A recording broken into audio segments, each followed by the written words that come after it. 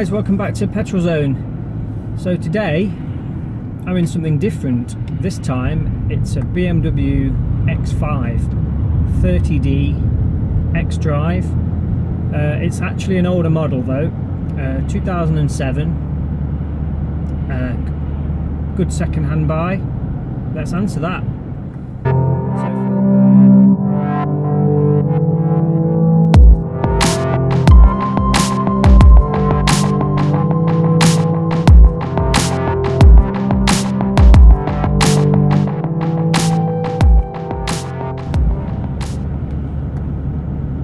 So on the road, it's quite a different drive to kind of SUVs of the past that I've driven, in that it's very, very car-like, very road orientated in its kind of ability.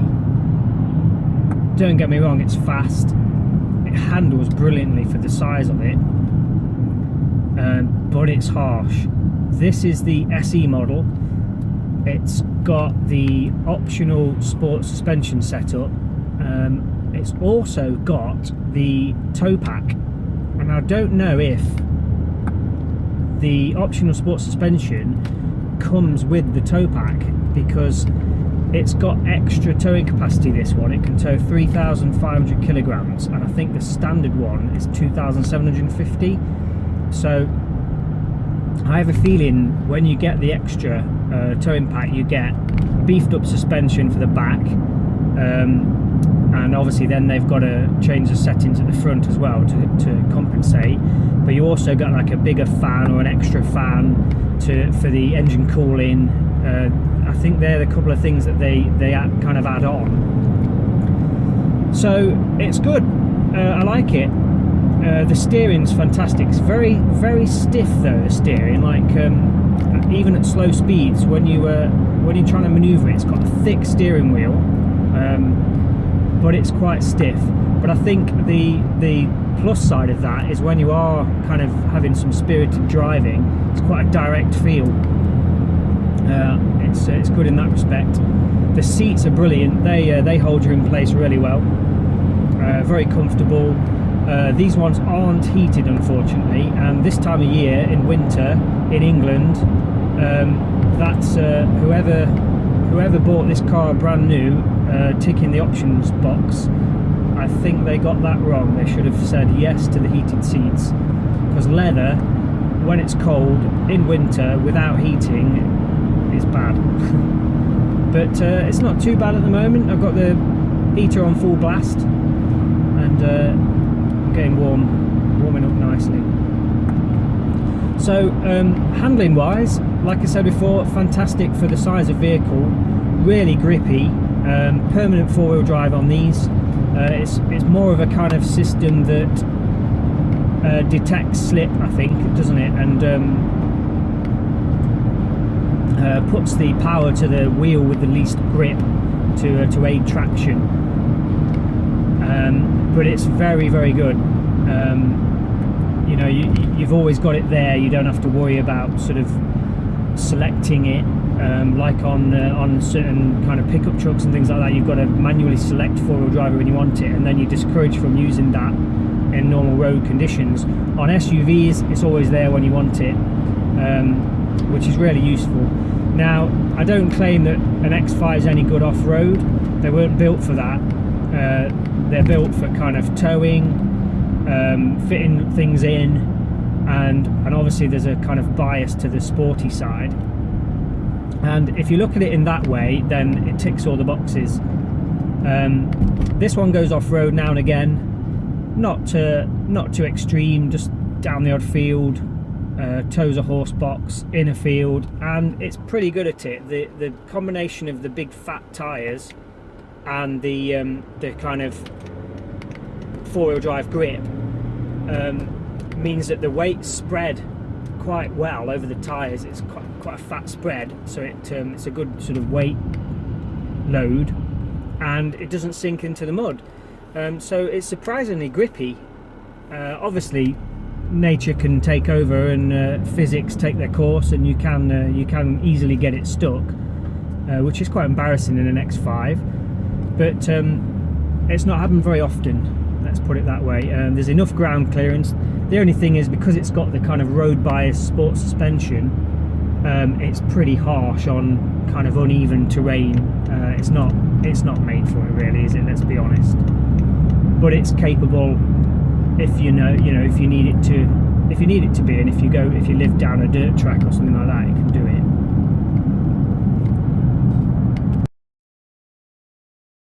So the cockpit's quite a nice place to be. It's got the M Sport style steering wheel. I think there's actually an M in the actual M Sport one, but they're very thick, these, which is really nice to grab hold of. On the left you've got your controls for the volume for the stereo and the telephone Bluetooth system, and on the right you've got the top one you can program to do what you want, basically. So you can have it to select your favorite radio stations, etc. The bottom left hand star you can also program too, and then the right hand one, that's for kind of changing radio station, things like that, basically. This one has got excuse me, the iDrive system. It's the old version, which I think they call, is it CCC? I think it's CCC for this old one. Can't remember what that stands for. So it's fairly antiquated, but it does the job. It's got if I go back to the main menu, you can have climate, communication, navigation and entertainment. So basically you just move this controller in the direction that you want to select. So let's go downwards, and that's entertainment, and then you can choose. It's got an auxiliary input which is inside the glove box. This one's got a Bluetooth phone thing, but underneath there, if you can see, there it is, auxiliary in. So conveniently hidden. The other cool glove box cubby hole thing is this one, which has a button underneath here. How clever is that? Right, this one hasn't got heated seats. They would be there if it did have them, and like I said before, that's a bit of a pain. You can tell I'm not very happy about the fact it's not got heated seats. Plenty of spaces for your drinks and bits and pieces. I've got various bits lobbed in them. They call this Robocop's thumb. It's actually really nice to use.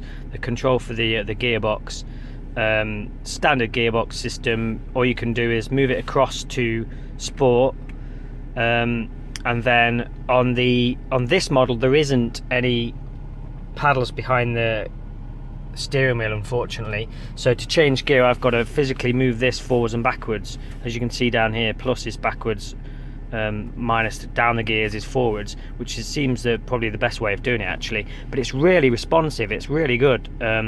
You'd forget that it was a torque converter auto because of how good that is.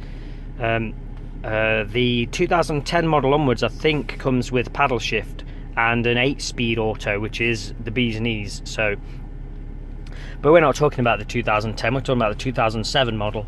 But yeah, these are the dynamic kind of pack sport seats, which are really nice, really hold you in place. They're also, the driver's one has got memory function, which is really good. Try and show you that. We've got the electric controls for the seat. Interestingly as well, if you push up and down on the backrest one, it adjusts the headrest. You can adjust the height of it. Let me show you. There you go. How good is that? So that's just using the backrest control to go up and down. Memory, and they're really comfortable. There isn't any lumbar support on it though, which you can't adjust the lumbar support, which I find strange, really, on a sort of vehicle of this kind of caliber. It's got auto headlights, and when they're off, it's got the daytime running lights, and on this model they're halogen daytime running lights, which I didn't like, so I've changed them for an LED bulb, so it makes them look LED now.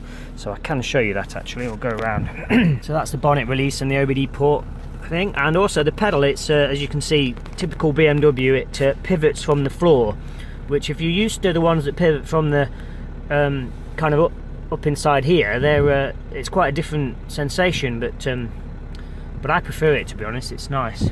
I've added extra mats. The standard ones are these nice kind of cream ones, but they're just not suitable for this sort of vehicle, I don't think. I think cream interior and cream leather, if you're going to use it, is I think I'd rather have had black. Would have been a bit better wearing, I think.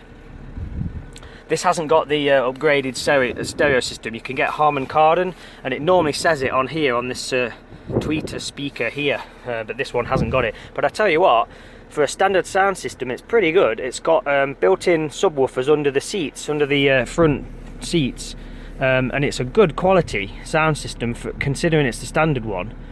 Very impressed with that.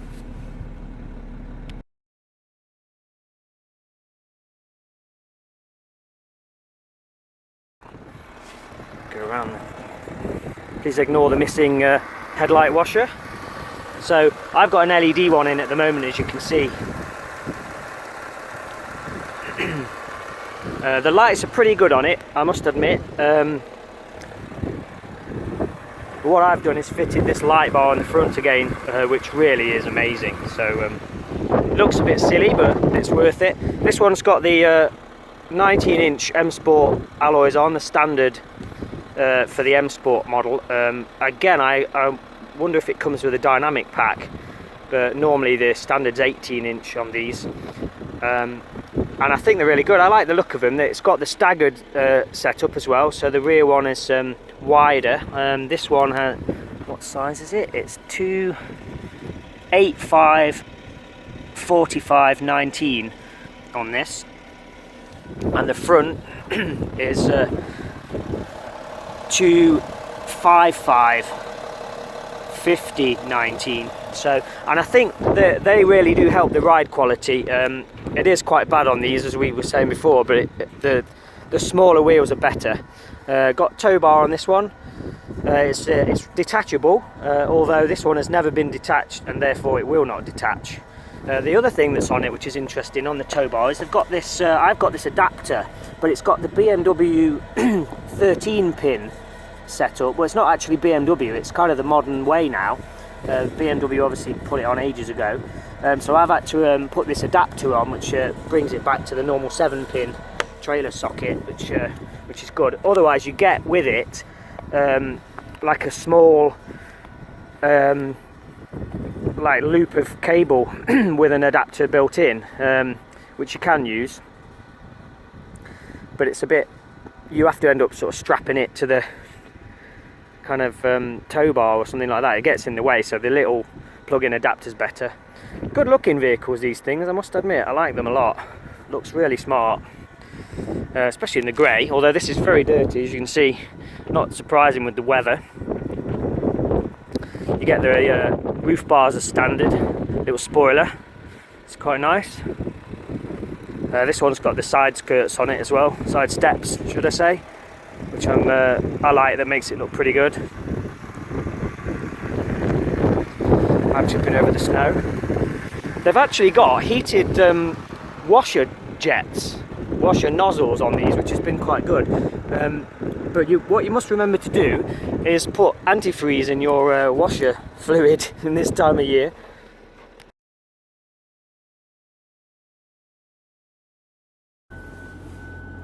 You can feel the wheels scrabbling for grip a little bit, but the system, the X-Drive system, just transfers the torque to the wheel with some grip, which is pretty sophisticated, really.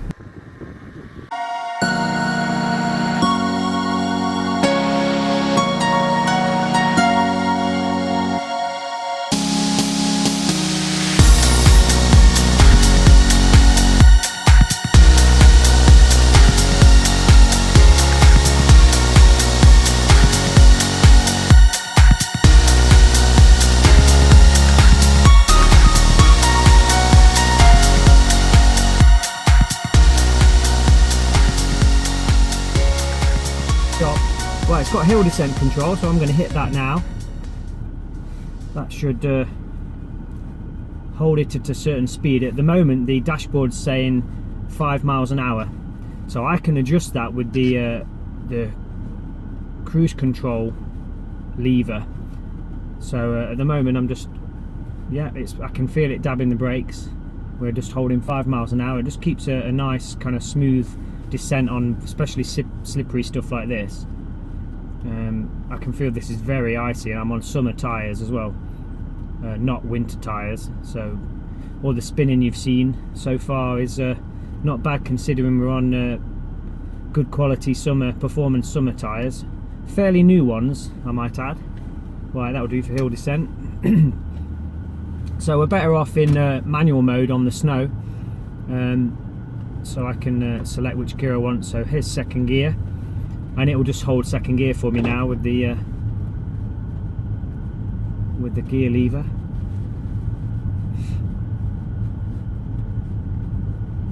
It's nice having the road deserted. Nobody dare drive in the snow, dare they? It's not bad at all really. There's quite a bit of grip. Maybe it's the type of vehicle. I don't want to be using the brakes, so I'm just using the gears to slow down.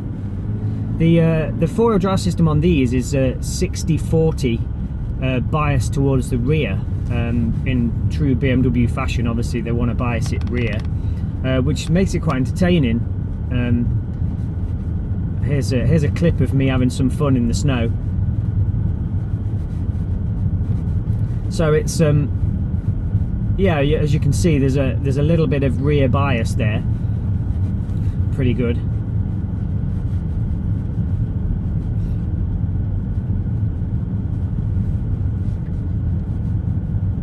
At the slower speeds like this, the ride's actually fairly good.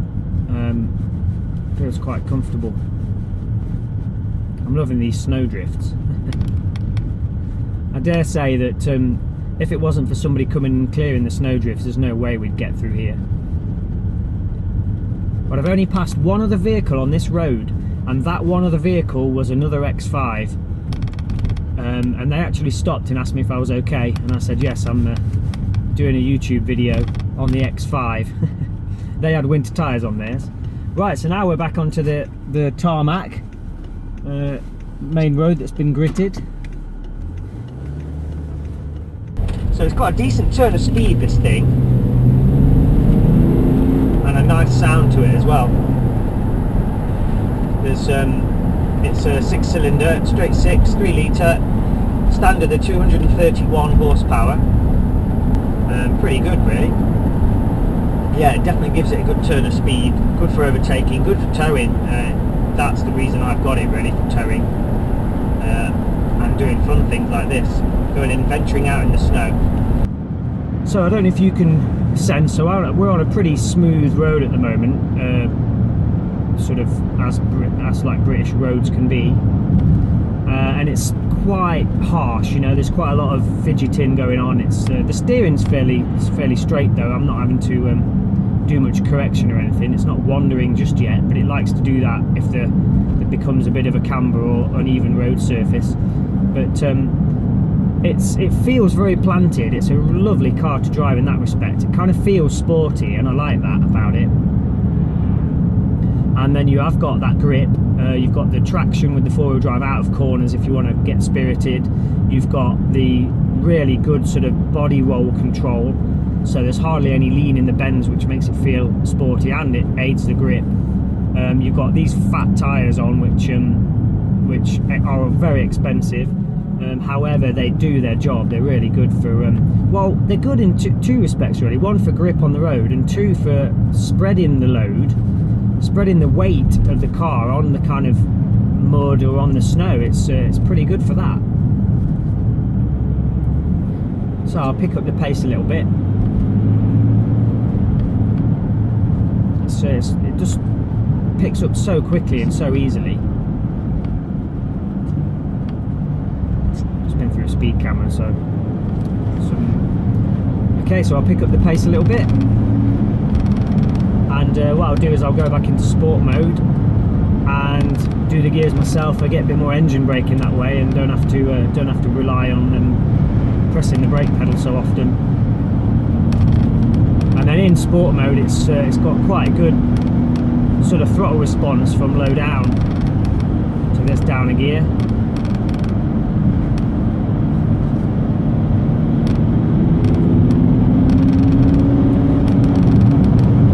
Yeah, it's got a lovely turn of speed.